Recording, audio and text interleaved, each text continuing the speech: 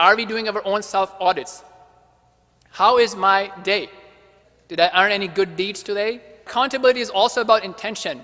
So this is some of the traps that a new person, a new one beginning his or her journey into Islam may fall into. And sometimes it would be that things are not being done for the sake of Allah subhanahu wa ta'ala, and they're just there to fit in a social circle of Muslims.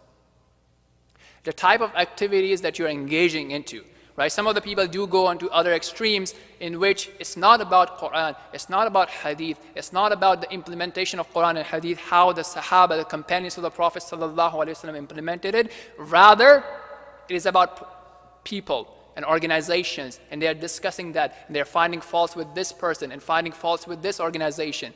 That may be needed for some people at some different level, but you as a beginner, if you compare your time that you're focusing on Quran and Hadith and learning about the deen and growing in your relationship with Allah subhanahu wa ta'ala, compare that to the time that you're investing in debating with people and bashing people, and he is that and she is that and all that sort of discussion. Is that fruitful? Is that the most important thing that you should be concerned about at this stage?